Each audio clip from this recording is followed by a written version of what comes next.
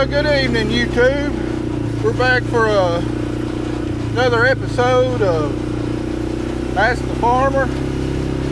I believe this is one of the only, if not the only, viewer-led agricultural programs on YouTube, and we hope to be a big source of the information you get about agriculture and hopefully answer any questions you may have about us personally, our own farm, or just even agriculture in general. Whatever questions you might have about the farming that's going on in your area.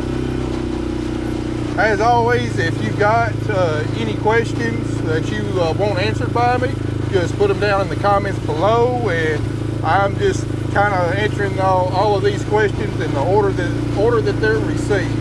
And before you ask your question, you may want to go back and look at previous videos to see if maybe that question's already being answered. This is the fourth video that we've done, and if you look up under the title in the description, I've got listed each question that I answer in that episode, along with the minute mark that you can find that question at. That way you don't have to watch through a bunch of stuff you don't want to watch through. So just trying to make it real user friendly for the viewers there. But anyway, as you can tell, we're out here in the cotton field this evening, and what we're looking for is pigweeds. This is what we do just about every evening of the summer. As you can tell, this is some pretty crappy looking cotton. This is probably my second worst looking cotton that I have. It's poor stand, not real tall in a lot of places, real late. This cotton not going to do very much. So here we got pigweed right here. As you can tell, I'm running across the road because with this poor stand, it's really not going to hurt it very much. Well, that's one more Palmer amaranth that is going to meet its death. Yeah, there's one chemical that we can spray on these pigweeds and not kill the cotton, and that's Liberty. But once they get above about 6 inches tall, and as you can tell, that one is well above 6 inches tall. You can still kill them with Liberty, but you've absolutely got to soak them good to be able to kill them. Just coming in with our sprayer and broadcasting a quart per acre, all they do is burn them back, piss them off, and that's what leads to herbicide resistance. So we're trying to be good stewards, not making sure that any pigweeds out here go to seed, and the ones that we do have, making sure that they're going to die completely. Anyway, it's about 95 degrees out here today, pretty warm, so let me go over here and find a shady spot. We'll start answering all your questions. All right, guys, first question of the day is from Joe Hollis, and he asks, is there a plan back on applying dual for, say, wheat or clover? Joe, check the label on, I checked the label on methyl-chlor, which is active ingredient of dual, and yes, there is a plant back restriction on the label. I think it's 4.5 months for wheat, barley, maybe some other grasses, and it's actually 9 or 9.5 months for clover. That being said, generally dual is something that we apply generally in our soybeans early on in the season, also to our cotton early on in the season, and we're usually about 4.5 months before we plant anything back to it, like a wheat crop. So we're right there at the label. As far as clover is concerned, we use clover extensively as a cover crop, and it's about 4.5 months after dual application when we apply crimson clover, and we never noticed any kind of interaction there or hurting the clover, keeping it from germinating or whatever. Although that being said, we are in we're kind of in a tropical climate. We get 52 inches of rainfall per year, so generally during the summer, a lot of times we get plenty of rainfall to kind of start breaking down that herbicide, and some of it gets diluted down through the soil. So we haven't noticed any kind of residual after effects from planting our wheat crop or clover for a cover crop later on. Hope that answers your question. Second question is from Kenny Perkins, and he wants me to tell y'all about how me and Kelly met, and then what's kind of some of the fun things that we do.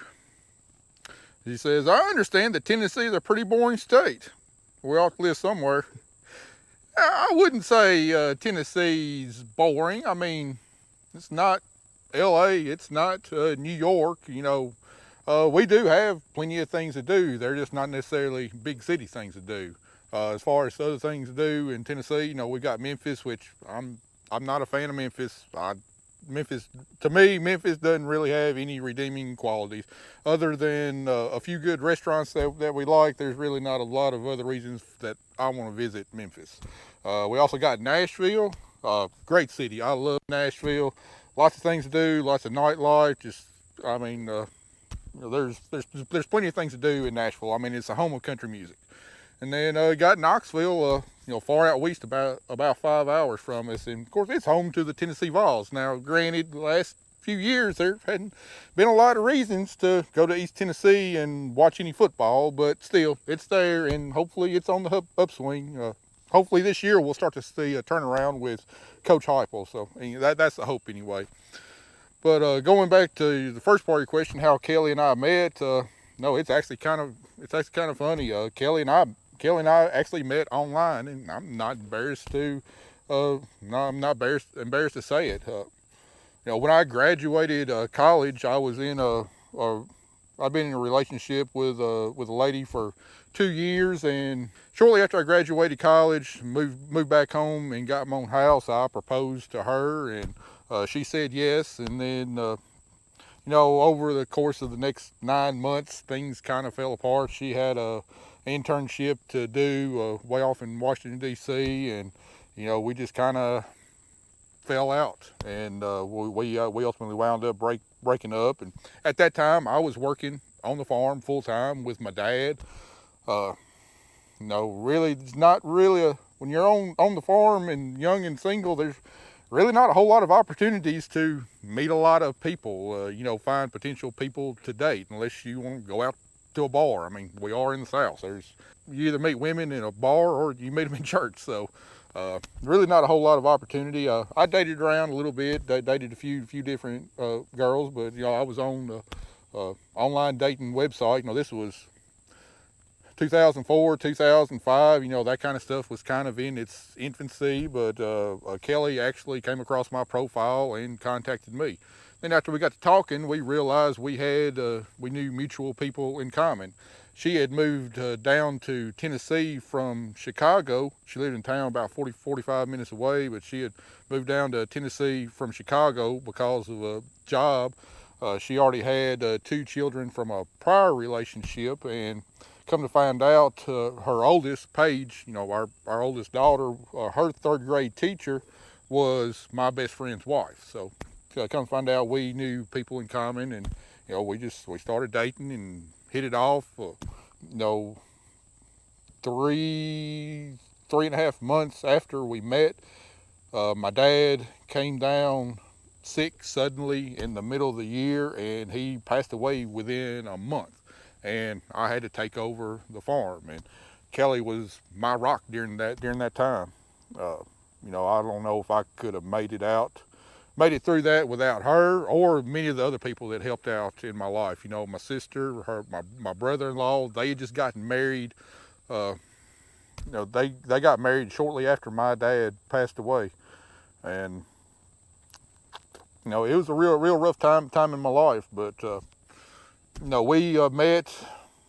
Kelly's probably going to kill me because I don't remember the exact thing. I don't remember much of the exact things. Unless it has to do with agriculture or cotton planting, I don't remember a lot of exact stuff.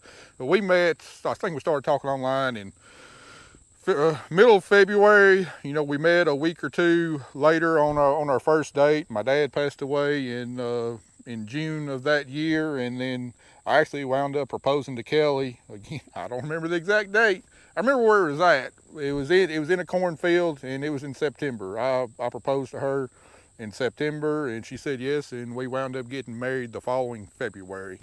I was very adamant that we waited until after football season to get married, because I thought there's a good chance that either my Tennessee Vols or my Tennessee Titans would go to the national championship game or the Super Bowl. And I didn't want to be away on a honeymoon, and potentially miss that. So we waited till after the football season's over with, and we got married.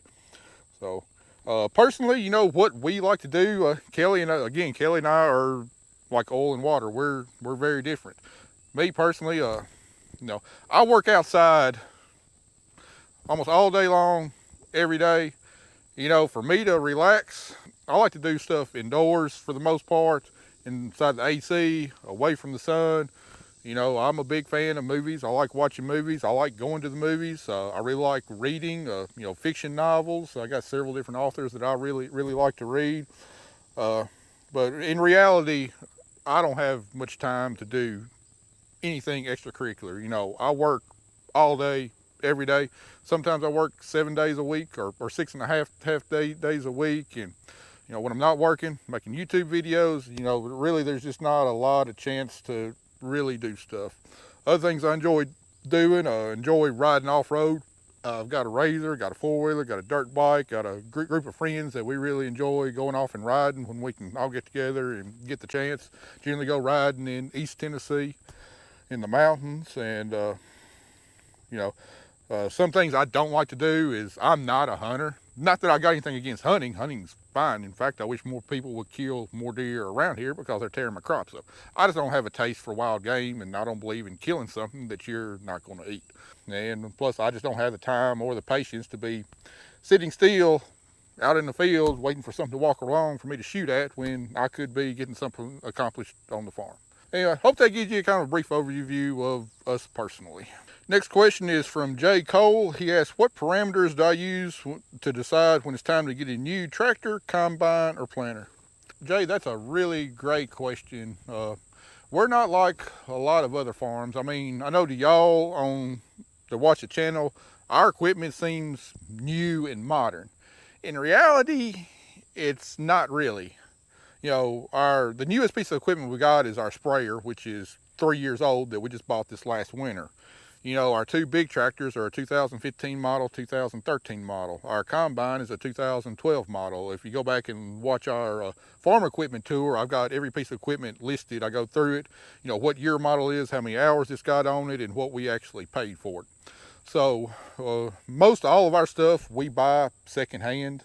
The only thing we haven't bought secondhand is our newest tractor. We bought it brand new. We ordered it just because there's not a lot of New Holland tractors out there, not like there is Case IH or John Deere. Our planter, we bought it. Actually, that's our newest piece of equipment. It's 2 years old. We bought it 2 winters ago, brand new. But basically, because there's very few people actually planting on 38-inch rows. Most everybody is planting on 30-inch rows.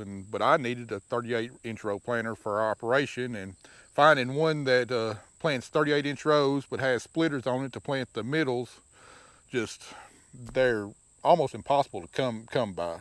So because of all of that, we don't trade that often. We only trade when we absolutely need to, when it makes financial sense for us. We like to get a piece of equipment. Hopefully we'll get it in good shape, and then we will meticulously maintain that piece of equipment and hopefully keep it for quite a few years. Sprayers, hopefully we keep it between 5 and 7 years. Tractors, maybe close to 10 years at least. Our planter, hopefully 10 years at least. Our cotton picker it's a 2003 model. And we're going to keep that sucker till it burns to the ground, or it just flat out can't be repaired, because they're not making basket pickers anymore unless you go to a Case IH. And who wants to run a Case IH picker? Nobody. And we just don't have enough acres to really justify buying a round baler picker. I'd love to, but just can't. So what we actually use to determine is, we try to trade our equipment before it loses all value. But generally when we decide to trade, that we go out and say, we got to do something this winter, it's typically when we start seeing man, I've never seen that happen to a piece of equipment before. With our combines, just some of the stuff that's breaking, it's, that they're starting to get some kind of a structural stress on it, and you're really going to be getting in not just your typical overhaul parts, but you're going to be getting into some pretty big ticket items to replace, and then it really doesn't make it worthwhile. If we get a piece of equipment that we're just having maybe a constant lot of little issues in it, especially with the electronics. You know, that's the way it was on our old sprayer, our 4830. The booms were starting to crack. The metal was really getting fatigued on it, starting to see a lot of electronic problems, and we knew that it was going to be pretty much nickel diming us to death. So before that sprayer really lost all its value, we shipped it on down the road and upgraded to an R series sprayer. So it's really kind of dependent on each piece of equipment. You know, the planter we had is the exact same thing as the planter we've got now. It's got our new one's got different technology on it, but the model's the same. The way the planter's designed is the same. But on our old planter, we were starting to see a lot of fatigue in the metal, some cracks in the frame and stuff. And yeah, that stuff can be fixed, but you start seeing that kind of stuff, you don't ever know when the frame might completely break in half, say going down the road. Then you've got a really big problem on your hands. So, you know, when we start seeing stuff like that, we generally think, you know, hey, it's time to bite the bullet. We need to replace it with something newer and hopefully something better. But we're definitely not a farm that we trade every 2 years, every 3 years. You know, we try to get the life out of a piece of equipment and get the biggest bang for our buck, the most work per depreciation dollar that we spend. All right, next question is from Terrell Bailey. Why don't we disc our ground? Terrell, I really touched a lot on this in the last video. I'll briefly touch on your question here, but for more in-depth view, go back and watch episode 3 of Ask the Farmer. There's 4 questions relating to no-till and why we do it. So to really get a full understanding, I suggest you go back and watch that. But you know, we don't disc our ground because we don't believe in tillage, except as an absolute last resort. It's usually to smooth the ground up from where maybe you've cleared out a fence line, or you've done some dirt work, built a terrace or something, and the ground just has to be smoothed out. Any form of tillage, it don't matter if it's a disc, which is horizontal tillage, or you know, a ripper or chisel plow or whatever, which is actually vertical tillage. Any kind of tillage destroys all the soil structure. And soil structure is extremely important to us in order to be able to infiltrate as much water as possible, to be able to store as much water as possible, to be able to build the microbial biomass up inside the soil, to build our organic matter up, to allow the soil to store more water and apply more fertility to the plants. There's a bunch of different reasons, but basically any form of tillage breaks down the soil. And that's not going to be good for growing plants. You look out in the woods, everything's flourishing out there, but there's no tillage out there. There's a lot of diversity out there. So that's a short answer to your question. Like I said, I suggest you go back and watch all episode 3, and that'll give you a little bit better understanding. Next question is from Michael Wisenbaker. Apologize if I didn't pronounce that right. And he says, Matt, what row spacing do you farm on? Michael, we farm, our cotton and our corn is on 38-inch rows, our soybeans is on 19-inch rows, and our wheat and cover crops is on 7.5-inch rows. 38-inch rows is not ideal for corn. In my opinion, in West Tennessee, 30 inches is probably the ideal row spacing for corn. I don't personally like anything narrower than that, even though there are farmers in this area that do narrow row corn. I just believe with our potential to get extremely hot and humid, which makes a good environment for diseases. You know, having a wider row, 30 inches or greater, you know, it helps promote more airflow throughout the canopy, keep the plants a little bit cooler. And temperature on corn is key. If we were on 30-inch rows, we could plant more plants per acre. And the more ears per acre you have out there, the greater your potential yield. However, on 38-inch rows, we can still make some dang good corn. You know, I've had field averages over 200, which for West Tennessee, on our ground in West Tennessee, is really good. Some farmers are making, you know, 250 on probably some better ground, some bottom ground, but we've had field averages over 200 bushels when the conditions are right. And I've also seen where we've had extreme heat and extreme droughts that narrow corn, once you walk in past the end rows, it just flat out burns up and doesn't put on an ear. You'll have an ear on the end rows and the outside rows around the field where there was airflow to cool the plant down, but you get inside the field, there was just no airflow. It got too hot and the corn did not put on an ear. The reason we don't do 30-inch rows is because we're not a big enough farmer to have two separate planters with all the technology on it. Really for our size farm to have, the electric drives, the row cutoffs, the hydraulic downforce, all that sort of stuff, which is pretty expensive, we can only afford to have one planter. Now, if we were bigger, there's a good chance we'd have two separate planters, one on 30-inch rows for corn and one on 38-inch rows for cotton. But we're not at that point yet. And like I said, I can make good corn on 38-inch rows.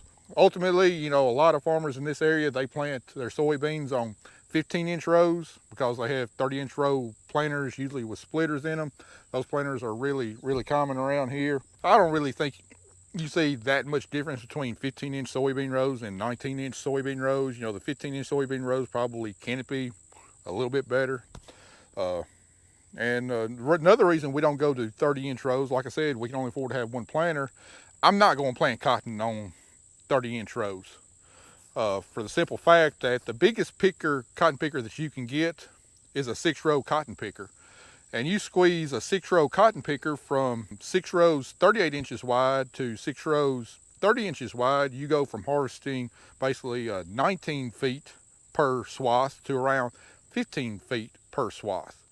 So it's going to take longer to harvest your cotton crop. And it already takes us a long enough time to harvest our cotton crop with a 6-row 38-inch picker, and it would take us that much longer if we had a 6-row 30-inch picker. And we can't go to, like, say, an 8-row picker. I know some people have done it, but really those machines are not designed to carry that much weight on the front end. Each of those cotton picker heads is extremely heavy. A lot of times getting the fan power to blow all the cotton through 8 different units, blow it back up into the basket, that can be problematic in some high yielding cotton. So, for us, ultimately, right at this point in time, we're better off planting our crops on 38-inch rows and 19-inch rows. Well, guys, that's got another, I think, 5 questions answered. That seems to be kind of standard of what we're doing here. It looks like I'm about to lose daylight. It looks like we've got close to a 25-minute video. So I reckon I'll just go ahead and end it here. I know the next question we got up is a guy asked what's my favorite cover crop and why. Well, that's going to be a pretty lengthy answer. So I think we'll save it for the opening up of episode 5. As always, appreciate y'all watching. This isn't going to be our permanent format. Again, if you didn't watch, the first video or where we announced it, this is just something we're kind of doing during August. Something that, something that I can edit pretty quickly, put out there, gives a little bit of change up in the format and the content. While we're doing stuff on the farm that wouldn't necessarily garner as much interest as, say, our planting activities or our harvest activities. But here probably in another week or so, we'll have another farm video or so. Just trying to give you an update of where we're at in the season, before we get to harvest. I've got another couple of videos that I'd like to do. I'd like to do a video on how planters work. So I got all that filmed, just got to put it together and get it out there. So here for the month of August, we're going to have a little bit different flavors for you, and hopefully be enough good content to get you by until we start putting out some fall harvest videos. But as always, appreciate y'all watching. We'll see you in the next one.